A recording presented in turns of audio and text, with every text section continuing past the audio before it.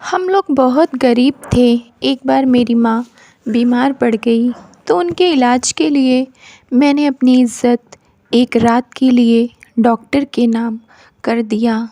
लेकिन जब मेरी माँ ने उस डॉक्टर को देखा तो उनके पैरों तले ज़मीन निकल गई, क्योंकि वह तो मेरा ही सगा। मेरा नाम शहनाज़ है। मैं अपनी माँ को बहुत प्यार करती थी, लेकिन दुर्भाग्यवश गरीबी ने हमें घेर रखा था। मेरे पापा कई वर्षों पहले ही इस दुनिया को छोड़कर चले गए थे। मैं और माँ उन्हें बहुत याद करती थीं, लेकिन भाग्य का लिखा कोई मिटा नहीं सकता है। जो भी लिखा है सब हमें ही काटना पड़ेगा। ज़िंदगी किस मोड़ में हमारे लिए सुख और किस मोड़ पर दुख लिए बैठी है, यह कोई नहीं जानता है। कुछ ऐसा ही मेरे साथ भी हुआ। मेरे पापा बहुत पैसे वाले घर के थे। हम लोग एक अच्छे घर में अच्छा जीवन जी रहे थे, लेकिन समय का पहिया पलटा। मेरे पापा बीमार हो गए, फिर मर गए। उस वक्त मैं काफ़ी छोटी थी। मेरे चाचा चाची ने हमें घर से भगा दिया था। तब से हम दर दर की ठोकरें खा रहे हैं। हम लोग एक किराए के मकान में रहते थे। हम दोनों ही काम करते थे। गरीबी की वजह से मैं पढ़ लिख भी नहीं पाई थी। मेरे पास जो कुछ भी था वह सिर्फ़ मेरी माँ थी। मैं अपनी माँ से बहुत प्यार करती थी, उनके लिए कुछ भी कर सकती थी। एक बार काफ़ी बारिश हो रही थी। मेरी माँ उस बारिश में भीग गई, क्योंकि वह काम करके घर वापस आ रही थी। बारिश की वजह से रिक्शा नहीं मिल रहा था। वह पैदल ही निकल आईं। रात भी हो रही थी। मेरी माँ को मेरी चिंता हो रही थी कि मैं घर पर अकेली हूँ। किसी तरह वह घर तो पहुँच गई, लेकिन उसके बाद उनसे चला भी नहीं जा रहा था। मैंने उनके कपड़े बदलवाए। बारिश में भीगने की वजह से वह ठंड से काँप रही थी। उन्हें बुखार आ गया। अगले दिन मैं मेडिकल स्टोर से दवा लाकर माँ को दे दिया, लेकिन उनका बुखार कम नहीं हो रहा था। मैंने भी काम पर जाना बंद कर दिया था, क्योंकि घर में माँ की देखभाल करना था। अगर उन्हें कुछ हो गया तो मेरा क्या होगा। छोटे मोटे डॉक्टर से बहुत इलाज करवाया, लेकिन कोई फ़ायदा नहीं हुआ। मेरी माँ तो उम्मीद ही छोड़ने लगी थी कि कभी ठीक भी होंगी। माँ के इलाज और घर खर्च में सारे पैसे खर्च हो गए थे। अब हमारे दिन बद से बदतर हो गए थे। माँ को भी कोई फ़ायदा नहीं मिल रहा था। जहाँ मैं काम करती थी वहाँ गई कि शायद कुछ पैसों की मदद हो जाए, लेकिन मेरे हाथ निराशा लगी। जहाँ मेरी माँ काम करती थी वहाँ गई कि शायद थोड़े पैसे मिल जाएंगे तो मैं अपनी माँ का इलाज करवा लूँगी। उन लोगों को मैंने बताया कि मेरी माँ बहुत बीमार है, पैसों की बहुत ज़रूरत है। रोई गिड़गिड़ाई, लेकिन उन लोगों को कोई फ़र्क नहीं पड़ा और उन लोगों ने मुझे धक्के मारकर बाहर कर दिया। मैं रोती रही, कुछ समझ नहीं आ रहा था। रास्ते में मुझे माँ की एक पहचान वाली औरत मिल गई। वह भी सबके घरों में काम किया करती थी। उसने मुझे ऐसी हालत में रोते बिलखते हुए देखा तो बोली कि बेटी, तू क्यों रो रही है। मैंने उसे सारी बात रोते रोते बताया कि काकी, मेरी माँ बहुत दिनों से बीमार है। घर खर्च और इलाज में सारे पैसे खर्च हो गए हैं, लेकिन अभी तक उनकी तबीयत में कोई सुधार नहीं हुआ है। वह दिन प्रतिदिन कमज़ोर होती जा रही हैं। मैं उन्हें किसी बड़े अस्पताल में दिखाना चाहती हूँ, लेकिन हमारी मदद करने वाला कोई नहीं है। सबने हमारे मुंह पर दरवाज़े बंद किए हैं। मैं क्या करूं, कुछ समझ नहीं आ रहा है।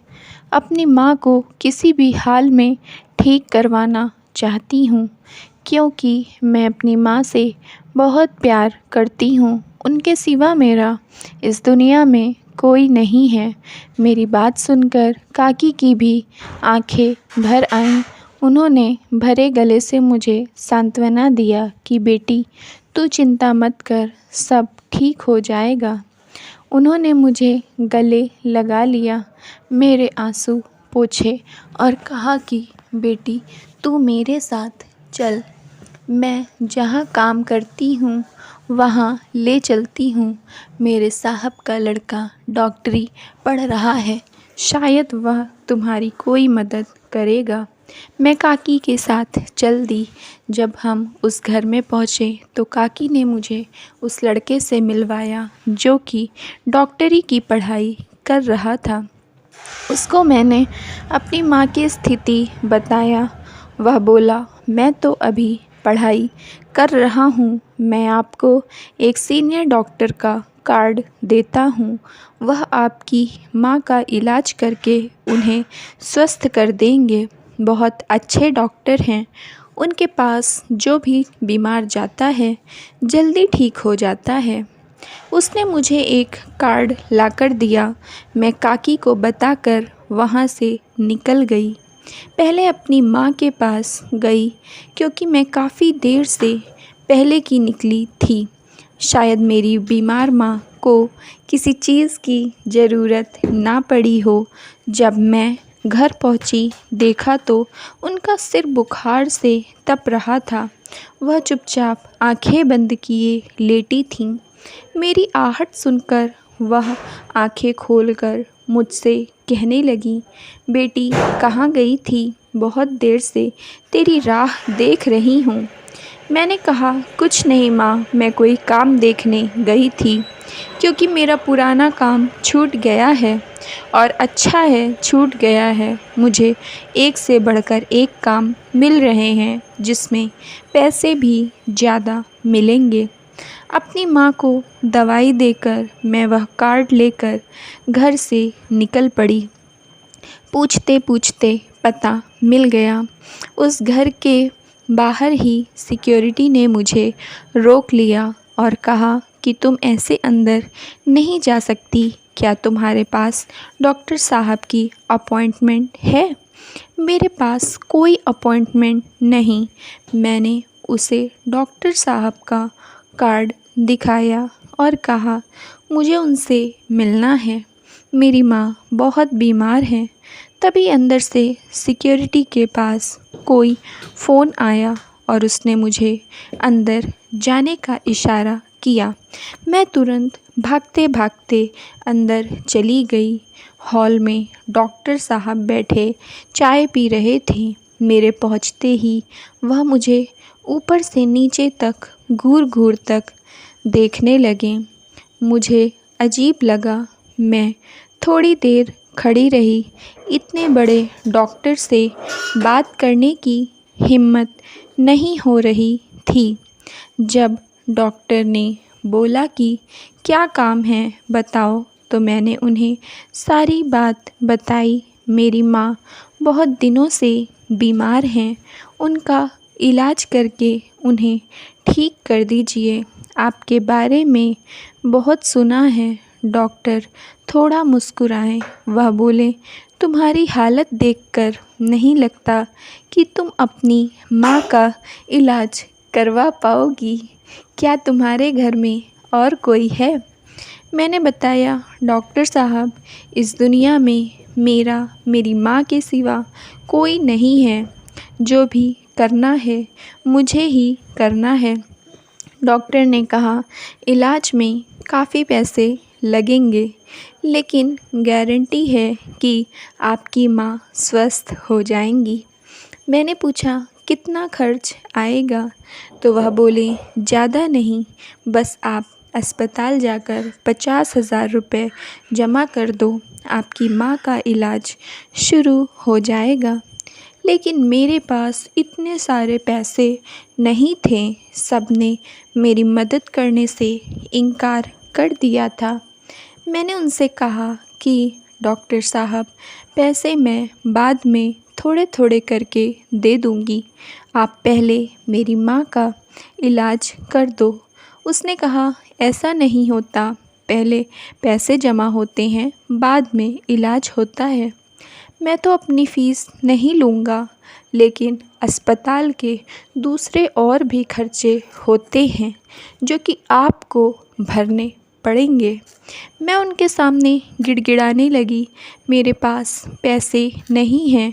उन्होंने मुझे उठाया, मेरे आंसू पोंछकर कहा कि अगर पैसे नहीं हैं तो तुम्हें दूसरी कीमत अदा करनी पड़ेगी। क्या तुम एक रात के लिए मेरे साथ मेरे कमरे में रह सकती हो? पहले तो मैं सोच में पड़ गई कि हम गरीबों के पास अपनी इज़्ज़त के सिवा और कुछ नहीं होता। उसे भी नीलाम कर दूँगी तो अपनी अंतरात्मा को क्या जवाब दूँगी?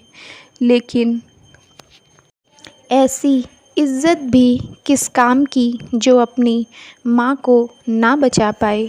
मेरी इज़्ज़त से बढ़कर मेरी माँ की ज़िंदगी है। मैं डॉक्टर के कमरे में उनके साथ रात बिताने के लिए तैयार हो गई। वह बोले, रात 10 बजे मैं तुम्हारा इंतज़ार करूँगा। उसने मुझे कुछ पैसे दिए, कहा कि जो भी ज़रूरत की चीज़ तुम्हें लेनी है जाकर ले लेना। मैं अपने घर आ गई। दूध लेकर आई थी, लेकिन माँ को इस बारे में कुछ नहीं बताया। मेरी माँ वैसे भी दवा खाने के बाद बहुत देर तक सोती रहती है। मैं तभी चली जाऊँगी। 9 बज गए। मैंने माँ को दवा दिया, दूध दिया। जब मेरी माँ सो गई तो चुपचाप मैं घर से निकल गई। डॉक्टर साहब के घर पहुंच गई। वह मेरा इंतज़ार कर रहे थे। मुझे थोड़ी देर हो गई थी जब मैं उनके पास पहुंची। उन्होंने मुझे नीचे से ऊपर तक देखा, मुझे कपड़े दिए और कहा कि जाओ बाथरूम में जाकर चेंज कर लो। मैं ये सब अपनी बीमार माँ को बचाने के लिए कर रही थी, इसलिए मुझे यह सब करने में कोई शर्मिंदगी नहीं महसूस हो रही थी। मैंने कपड़े चेंज कर लिए। डॉक्टर मेरे करीब आए और फिर हम दोनों एक दूसरे की बाहों में गुम हो गए। अगले दिन सुबह सुबह ही मैंने अपने कपड़े पहने और घर चली गई। घर जाते समय डॉक्टर ने मुझे कुछ पैसे दिए और कहा कि चिंता मत करो, अब तुम्हारी माँ के इलाज की ज़िम्मेदारी मेरी है। अस्पताल और तुम्हारे घर का सारा खर्चा मैं उठाऊँगा। मैं अपने घर पहुँची। माँ को लेकर अस्पताल गई। वहाँ डॉक्टर भी आ गए थे। वह दोनों एक दूसरे को ध्यान से देखे जा रहे थे। वह लोग एक दूसरे को इस तरह से देख रहे थे जैसे कि एक दूसरे को पहचानते हों। वह दोनों खुश प्रतीत हो रहे थे। मुझे उनकी मुस्कुराहट समझ नहीं आ रही थी। तभी मेरी माँ ने कहा, आसिफ़ बेटा, तू कहाँ था? अभी तक तूने एक बार भी अपनी मासी से मिलने की कोशिश नहीं किया। डॉक्टर आसिफ़ बोले, मौसी, मैंने आप लोगों को ढूंढने की बहुत कोशिश किया था, लेकिन जब मैं शहर से डॉक्टर बनकर गया तो लोगों ने बताया कि आप लोग वह जगह छोड़कर कहीं और रहने लगी हैं। आसिफ़ और मेरी माँ मौसी और भांजा थे। माँ ने मुझे बुलाया और कहा, ये लड़की देख, इसे पहचाना? ये तेरी बीवी शहनाज है। उनकी बातें सुनकर मेरा दिमाग चकरा रहा था, क्योंकि कैसे आसिफ मेरा पति हो गया, मुझे तो अपनी शादी के बारे में भी याद नहीं है। माँ ने बताया जब हम दोनों 10 साल के थे तब मैंने तेरी शादी आसिफ से कर दिया था, क्योंकि तेरे चाचा तेरे जान के दुश्मन बने बैठे थे। वह लोग तेरी शादी किसी पागल लड़के से करवाना चाहते थे। तुझे उस पागल लड़के के रिश्ते से बचाने के लिए आसिफ से तेरी शादी कर दिया था। यह तेरी मौसी का लड़का तेरा पति है। फिर यह पढ़ाई करने चला गया, तू मेरे साथ रहने लगी और हम सब बिछड़ गए। डॉक्टर आसिफ मेरे पति हैं, लेकिन फिर मेरा पति कैसे किसी अनजान लड़की की इज्जत से खेल सकता है। तब डॉक्टर आसिफ बोले, मैं तुम्हें देखते ही पहचान गया था कि तुम मेरी पत्नी शहनाज हो, इसीलिए मैंने तुम्हें यह ऑफ़र दिया था। पहले तो मुझे लगा तुम भी मुझे पहचान गई हो, लेकिन जब तुमने मुझे नहीं पहचाना तो तुम्हारे करीब आने का मैंने तरीका निकाला। इसके बाद मेरी माँ का इलाज हुआ। 3-4 दिनों बाद जब वह ठीक हो गईं तो मेरी विदाई डॉक्टर आसिफ के साथ कर दिया। जब मेरी माँ बूढ़ी होने लगी तो मैंने उन्हें अपने ही पास रख लिया। मेरे पति डॉक्टर आसिफ का इस दुनिया में कोई नहीं था, लेकिन वह एक बहुत पैसे वाले घर के लड़का थे।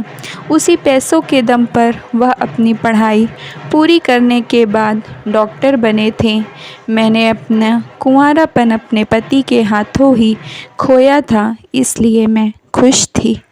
दोस्तों, अगर आपको इस स्टोरी पसंद आई हो तो ज़रूर लाइक कर दीजिए और चैनल को सब्सक्राइब कर लीजिए। Thank you.